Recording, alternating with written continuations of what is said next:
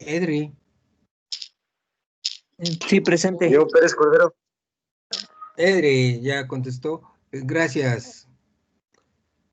Gracias, Sí, profesor. Alan. ¿Qué dice el meme, Edri? Si no tiene síntomas, no salga a buscarlos. Y si los tiene, no salga a repartirlos. Ni más ni menos. Ya hemos tratado el tema varias veces y hemos dicho que la medida más importante es que se queden en su casa. Si tienen que salir, ya saben que tienen que aplicar otras 6 medidas. Pero precisamente ahora que ya casi estamos regresando al color rojo, precisamente si no tienen síntomas, no tienen por qué salir a buscarlos, a menos que sea absolutamente necesario. Porque además, si ustedes tienen los síntomas de resfriado, no salgan a repartirlos. ¿Para qué reparten virus por aquí y por allá?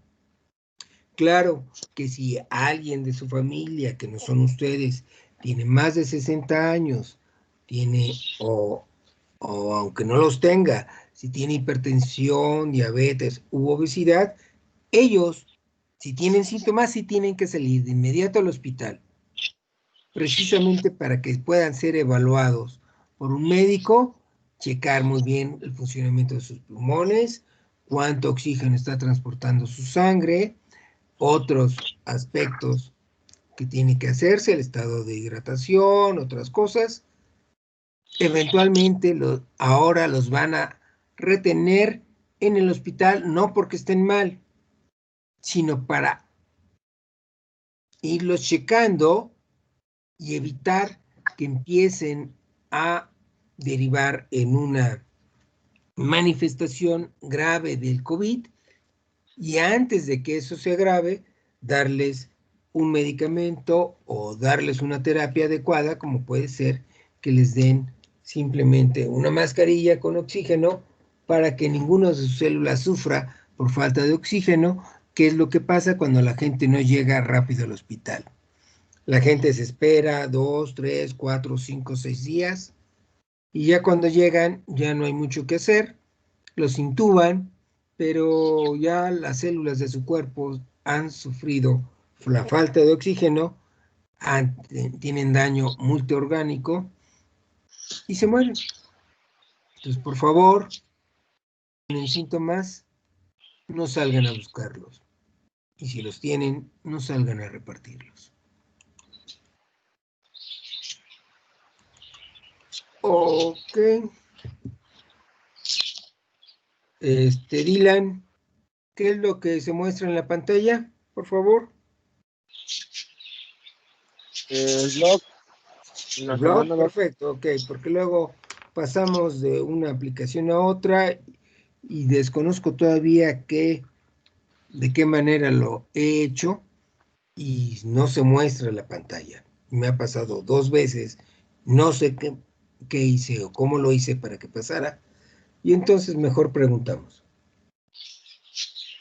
Ok, estamos en la semana 12 del semestre 2020.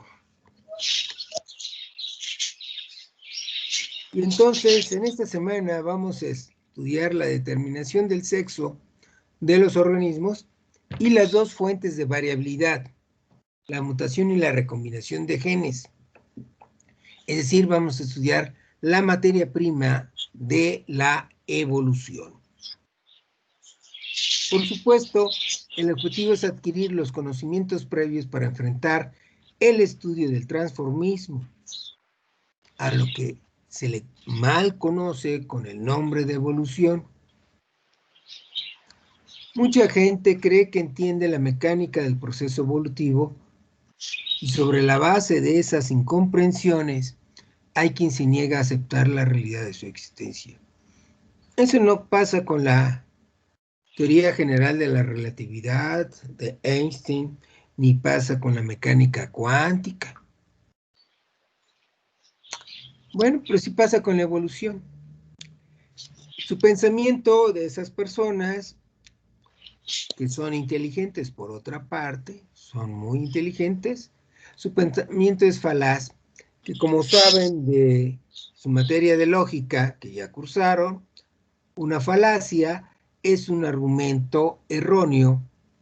En este caso, el argumento erróneo que generalmente ocurre se llama hombre de paja. Pues al argumentar en contra de la evolución, estas personas describen un mecanismo evolutivo diferente al sostenido por los biólogos. Y claro, eso facilita para ellos sacar la conclusión de que la evolución no existe. Sin embargo, esto ocurre en ocasiones porque no saben biología. Llevaron biología 2 en bachilleres, pero no tocaron el tema, porque hay maestros que casi no dan evolución. También ocurre a veces porque no se comprende el sutil mecanismo evolutivo, ciego y sin propósito, creador de complejidad, que llamamos selección natural y que estudiaremos más adelante. Sin embargo, hay casos deliberados de distorsión para crear la ilusión de ganar un debate. Y eso, por supuesto, es, aparte de ser un argumento erróneo, aparte de eso es un acto de falta de ética. ¿Por qué hablamos esto? Porque en la cultura general de nuestra sociedad, por ejemplo, si buscamos la palabra evolución, y lo puse en inglés para señalar que no solo ocurre en nuestros países de habla española. Si yo pongo evolución en Google, en imágenes, la primera página de resultado, las primeras 8 imágenes que me muestra, todas ellas muestran el proceso evolutivo mal comprendido. Esto que está aquí no representa el proceso de evolución. Y vamos a explicar a lo largo de estas semanas porque esto no es evolución. Todos los resultados de la primera página de buscar evolución en imágenes nos dan resultados erróneos. La gente cree que la evolución es algo y lo que creen no es evolución. Y eso vamos a tratar el día de hoy para que sepan realmente que desde hoy, para que sepan qué es la evolución. Como lo planteé en otra página del blog, parte del problema es el nombre erróneo que le dieron los contemporáneos de Darwin y Wallace. Ellos no usaron la palabra evolución. Darwin usó la palabra evolución apenas en la 10ª edición de su libro El origen de las especies. Bueno, el problema es que el significado común y correcto de la palabra evolución es contrario a la propuesta de Darwin Wallace y también es contrario al conocimiento científico del tema hecho por múltiples investigadores en los últimos, debiera ser más bien 150 años, y que se conoce como theorem o teoría sintética de la evolución. Ya saben que ustedes tienen que estudiar las diapositivas de las presentaciones que siguen. Ya saben que les he recomendado que en una segunda lectura imiten a los cronistas deportivos y describan los contenidos de las presentaciones. Porque resulta que vemos esto en clase, pero el objetivo de ustedes debe ser aprender. Y aprender requiere, como se los comenté también antes, desde el mismo libro que les presumí, que es facsimilar de un libro del primer pedagogo de Europa, Johannes Amos Comenius. Comenio, como se dice en español, fue el primer pedagogo que usó en los libros para enseñar ilustraciones. Y Comenio decía que si el que está en posición de aprender no quiere hacerlo, no hay nada que hacer. Eso es como yo lo parafraseo y lo cito como la primera ley de Comenio. En otras palabras, en la cultura popular, lo sabemos. Si quieren, pueden. Y bueno, vamos a ver las diapositivas de esta presentación, pero lo vamos a hacer desde mi copia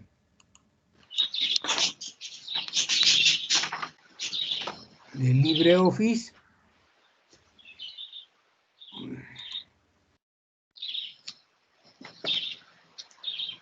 Que lamentablemente del otro grupo acá creo que la cerré. La abrimos.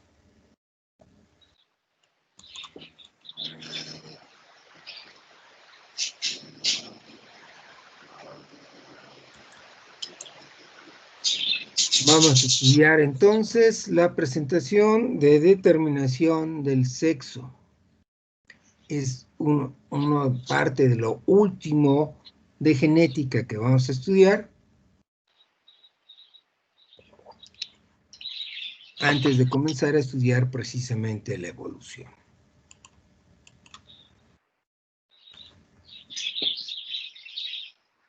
Giovanni, verificas, reporta por favor lo que se ve en pantalla. Una diapositiva que dice determinación del sexo. Muy bien, gracias. Ok. Primero, ¿qué es el sexo? Bueno, el sexo es el conjunto de rasgos anatómicos, fisiológicos y conductuales necesarios para llevar a cabo la reproducción sexual. En algunos casos, no solo es la anatomía, las estructuras o la fisiología, que en este caso se están juntando los núcleos en estas dos protistas. También es la conducta. En este caso, esta araña está tratando de llamar la atención a la araña hembra, diciéndole: mira qué bonito soy, conmigo puedes tener tus hijitos. Todo esto, los rasgos anatómicos, fisiológicos y conductuales que se requieren para reproducirse, es precisamente sexo. Y claro, ¿qué es lo importante en la reproducción sexual? Lo importante es lograr la singamia, la unión de los gametos. Y de otra manera, decir esto es lo mismo que hablar que en la reproducción sexual lo que importa es el intercambio de genes. El intercambio de genes que surge en la meiosis, profase 1, cuando ocurre la profase 1, se entrecruzan los genes para formar los genes que van a tener cada espermatozoide y cada óvulo, y que cuando ocurre la singamia, entonces los genes que tienen los organismos no son idénticos, los conjuntos de genes no son idénticos. ¿Siempre se necesitan dos organismos para la reproducción sexual? No. En muchas especies solo se requiere un organismo, como en la mayoría de las plantas, muchos moluscos y otras especies. En esas especies solo se requiere un organismo. Pero claro, ese organismo son hermafroditas, tienen los dos sexos. Pero si una especie está formada de organismos hermafroditas que tienen los dos sexos, ¿los hermafroditas se reproducen sin la participación de otro organismo? Pueden hacerlo. De hecho, lo hacen. Sí, pero no siempre. Pues aunque poseen estructuras de ambos sexos, suelen favorecer la fecundación cruzada. Las especies con organismos hermafroditas se llaman especies monoicas, de mono igual a 1 y oikos casa. Es decir, que los dos sexos viven en la misma casa. Por ejemplo, aquí en las flores de la mayoría de las plantas hay estructuras masculinas y femeninas. 1 y 2 son femeninas y la 3 y 4 son masculinas. Lamentablemente esto ya no lo vemos en biología 2, pero es lo que ocurre. Las plantas son monoicas. Las plantas con flores, porque las plantas con conos, las coniferófitas, esas son diferentes. Y bueno, en este caso, aunque pueden reproducirse con ellas mismas, con sus propios gametos, en general recurren a simbiosis, como lo estudiarán en ecología, simbiosis con abejas, mariposas, colibríes, que en esta simbiosis estos animales reciben alimento de las plantas y como retribución llevan los granos de polen que contienen los gametos masculinos precisamente a las partes femeninas de las flores. ¿Qué es lo más común en la reproducción sexual? Pues la participación de dos organismos unisexuados en los reinos Animalia, Fungi, Protista, y también bisexuados en Plantae. Así, la mayoría de las especies animales son especies dioicas, de lexema di, que significa dos, y oikos casa. Hay dos casas para los sexos. Hay un organismo masculino y hay otro organismo femenino. Los machos en las aves son más grandes que las hembras, a diferencia de los insectos, donde las hembras son más grandes que los machos. Pero bueno, ¿cómo se determina el sexo? Hay varios mecanismos de asignación en distintas especies, ya sea por factores ambientales, comportamiento de pares, factores genéticos o cromosómicos. Los organismos pueden desarrollarse con un sexo definido desde el principio o ser hermafroditas en estado juvenil y luego ser madurar. También pueden ser hermafroditas simultáneos o secuenciales. Otros incluso pueden tener un sexo y revertir al otro. Por ejemplo, hay especies de peces cuando eventualmente hay puras hembras, una de las hembras revierte al sexo masculino y se da toda la transformación de su aparato reproductor. ¿Cómo se determina el sexo, por ejemplo, en las tortugas y en los cocodrilos? En estos reptiles el sexo se determina por la temperatura de incubación de la puesta. Ya sea que los huevos los pongan en la arena como las tortugas o los pongan mezclados con lodo que se extrae en el caso de los cocodrilos. En el eje vertical de esta gráfica tienen la proporción de machos que nacen de los huevos y en el eje horizontal la temperatura de incubación. Noten que si los huevos de la tortuga Trachemis scripta se incuban a menos de 28 grados, de todos los huevos nacen solo machos. Y si se incuban a 31 grados, todos son hembras. Pero como la puesta es un montón de huevos, los huevos que están al centro tienen diferente temperatura que los huevos que están en la orilla de la puesta. De esa manera resulta que los cocodrilos y las tortugas tienen descendencia de... ¿Por qué ocurre esto? Pues porque ocurre que el ambiente, como vamos a ver más adelante, el ambiente provoca que el ADN quede marcado con sustancias químicas como el grupo metilo. O también las histonas, las proteínas que forman los carretes, en donde se enrolla el ADN eucariótico, también se marca con otras sustancias químicas como los grupos acetilos. De acuerdo a las marcas que se tienen, un gen puede estar expuesto a la maquinaria de la transcripción y entonces ser leído. O puede estar inaccesible por estar compactado todo el ADN en esa región, y entonces, si esos genes son genes maestros que inician la diferenciación a un cuerpo femenino o a un cuerpo masculino, entonces es precisamente que debido a la temperatura, las marcas dependen de la temperatura y así es como se determina el sexo en estos animales. Sin embargo, hay otros animales que lo determinamos por cromosomas. En la evolución de ciertos linajes, por ejemplo, los mamíferos, las aves y los insectos. Surgió la determinación del sexo basada en cromosomas que contienen genes maestros, que disparan el desarrollo hacia un fenotipo sexuado en particular, ya sea masculino o femenino. Y entonces tenemos varios sistemas de determinación cromosómica del sexo.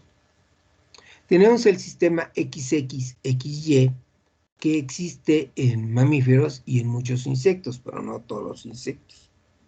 En este sistema, los machos son los organismos que tienen un par de cromosomas XY. Las hembras, por supuesto, son XX. En el sistema ZZZW, este sistema existe en las aves y las hembras son los organismos que tienen diferente cromosoma. Se sabe que los organismos que tienen diferente cromosoma son organismos genéticamente más débiles, precisamente porque el cromosoma Y y el cromosoma W son cromosomas muy pequeños con pocos genes. De esta manera, en los mamíferos, los machos, vivimos menos tiempo, tenemos una esperanza de vida menor que las hembras, y entre las aves son precisamente las hembras el sexo genéticamente débil y tienen una esperanza de vida menor que los machos. Hay otro sistema interesante que conviene platicar, es el sistema XXX0, que existe en los insectos, que son abejas y hormigas. En este sistema, los machos son X0, es decir, nomás tienen un cromosoma X, son haploides en realidad, y las hembras son XX, son diploides. Tienen 2 juegos de cromosomas. Así que en las aves, el sexo determina por el par WZ, que induce el desarrollo del sexo femenino, que es un cuerpo más pequeño, poco colorido, muy cuchitas, a diferencia de los machos determinados por el par ZZ, que no induce modificaciones al desarrollo normal de los rasgos masculinos. ¿Cómo se determina el sexo en los himenópteros? Es decir, las abejas y hormigas. Bueno, el sexo también se determina cromosómicamente, pero es diferente. En el centro tenemos la fotografía de las hembras reina, que son grandes, y las hembras obreras. Las reinas son fértiles, las obreras son hembras, pero estériles. Y cuando la abeja reina era joven, tuvo su vuelo nupcial con 2, 3, 4 abejas machos que se llaman zánganos, entonces la abeja tomó todos los espermatozoides de esos 3, 4 zánganos y los fue usando para fecundar cada uno de sus óvulos, para tener a todas sus hijas. ¿Por qué todas sus hijas? Porque el sexo femenino se induce precisamente con el par XX. Cuando se le acabaron los espermatozoides, algunos de los óvulos con solo los cromosomas de la reina, y se generaron los machos y viene la siguiente generación de reinas. Que claro, se obtienen los espermatozoides de los zánganos, tanto en las abejas como en las hormigas. ¿Cómo se determina el sexo en mamíferos y en muchos insectos? Bueno, se determina cromosómicamente y las parejas de hembras y machos resultan precisamente de que el par XX no induce cambios en el desarrollo natural del sexo femenino. El cromosoma X se le llamó antiguamente, desde el siglo XIX, cromosoma sexual. No es ningún cromosoma sexual. Los más de 1300 genes que se ubican en el cromosoma X no intervienen para nada en la construcción de un organismo sexuado, a diferencia del cromosoma Y. Claro, como somos diploides, tenemos un cromosoma X y un cromosoma Y. Los varones somos varones porque tenemos un cromosoma sexual Y. Si se tiene un cromosoma sexual Y, se es macho. Si no se tiene un cromosoma Y, se es hembra. ¿Queda claro? Y esto en realidad, incluso hay varones cromosómicos que son XY y aún así se desarrollan de manera femenina. Y precisamente porque lo realmente importante para ser macho es que tengamos el gen SRY y este gen se activa ya por la semana número 7 y entonces desvíe el desarrollo hacia la construcción de un organismo masculino. A veces ese gen está aquí en el cromosoma Y, pero con un mecanismo de mutación que vamos a hablar más adelante, ese gen puede quedar en otro cromosoma y entonces, aunque sea el organismo XY,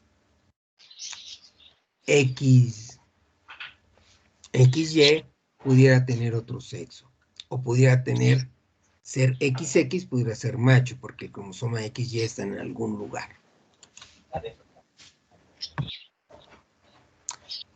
Esto es muy relevante para su cultura, para su funcionamiento como seres humanos del siglo XXI, porque hay gente que no comprende que en realidad los sexos en los humanos y en los demás animales no se restringen solo a machos y a hembras.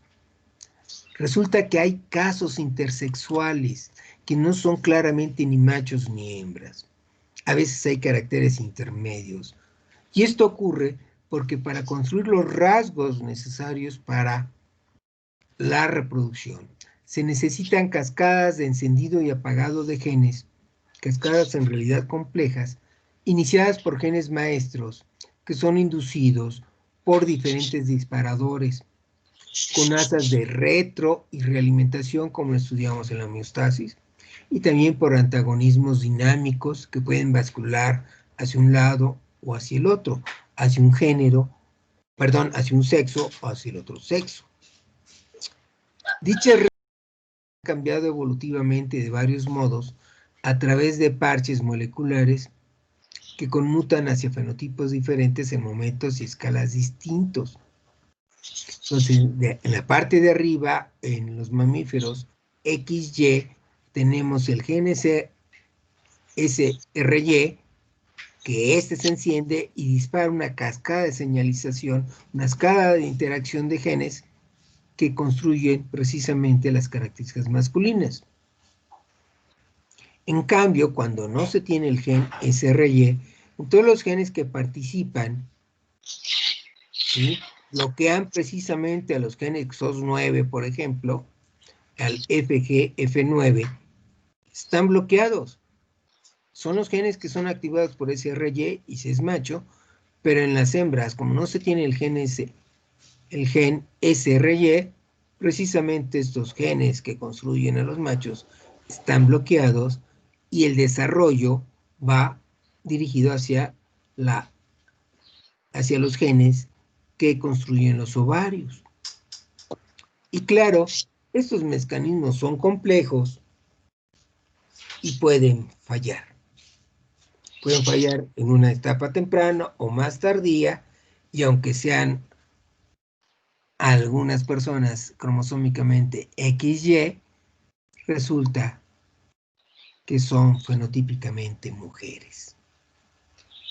Hay organismos que nacen con un sexo y luego revierten al otro. Humanos. Esa realidad de los humanos. Sí, no hay solo dos sexos. Hay diversos estados intermedios y diversos fenómenos muy interesantes. Porque esto determina también lo que es su género, su sensación mental, a qué género pertenecen. Su género pueden ser mujeres o pueden ser hombres, pero pueden sentirse del sexo opuesto. Y eso es completamente natural por todas estas redes complejas que actúan aquí. Por eso es muy importante entender esta situación. ¿Hay otras consecuencias de este sistema XY, de determinación del sexo? La respuesta es sí. Y es precisamente la existencia de enfermedades genéticas ligadas al sexo. Es decir, debido a mutaciones que vamos a estudiar más adelante, en genes ubicados en los cromosomas X y Y, precisamente se tienen distintas enfermedades. Aquí te les muestro el cromosoma X. Este cromosoma tiene más de 1300 genes y aquí tengo unas cuantas de las 800 enfermedades genéticas ligadas al cromosoma X, de las que si se tienen estos genes dañados se padece la enfermedad. Hay más de 1300 genes y no se les conocen enfermedades genéticas para todos. Y eso es resultado de que algunos de los otros genes para los cuales no se ha correlacionado a ellos con una enfermedad genética es debido a que esos genes son vitales. Si están mutados, a veces o no hay singamia, o falla la formación del cigoto, la mórula, el blastocisto, falla la implantación y nunca se embarazaron, o falla el desarrollo embrionario en estado de gástrula, o en estado de embrión, o en estado de feto, y entonces hay un aborto espontáneo. Por eso no encontramos en realidad enfermedades genéticas ligadas a todos los genes del cromosoma X, que son más de 1300. Por eso, y por eso lo estudiamos, no es lo mismo ser hijo o hija. Si una mujer tiene un gen recesivo mutado en el cromosoma X y lo marcamos precisamente con esta estrella, mujer heterocigota, es decir, X normal y X mutado, es sana, pero portadora del cromosoma mutado. Y que, por supuesto, este cromosoma mutado lo puede heredar a través de sus óvulos. En cambio, un varón portador del cromosoma X mutado padece la enfermedad genética porque no le queda de otra. Solo tiene un ejemplar de cada gen del cromosoma X. Y si uno de ellos está mutado, ya padece la enfermedad. En las mujeres no es así porque tienen dos cromosomas X. Si uno está mutado, tienen una copia funcional en el otro cromosoma y normalmente no padecen la enfermedad genética, solo son portadoras. Así que si tienen ustedes un varón XY y una mujer X mutado, claro, si se han de reproducir, tienen que generar sus cromosomas y por la ley de la segregación de Mendel saben que sus cromosomas quedan separados en diferentes gametos. Espermatozoides en el macho y óvulos en la hembra. Y entonces hay varias combinaciones en que los gametos se unen, digamos, un espermatozoide X se asocie, fecunde a un óvulo que tiene el cromosoma X. Este nos da una hija sana. Claro, si el espermatozoide X del macho se reúne con el cromosoma X mutado de la mujer, entonces esta hija, porque es XX, esta hija es sana, pero portadora de la mutación. Si en cambio el cromosoma X del óvulo se une con el cromosoma Y del espermatozoide, tenemos entonces un organismo XY, un organismo varón, macho, y sano, completamente sano. Pero también puede ocurrir que un espermatozoide que lleva el cromosoma Y se reúna y fecunde a un óvulo con el cromosoma X mutado.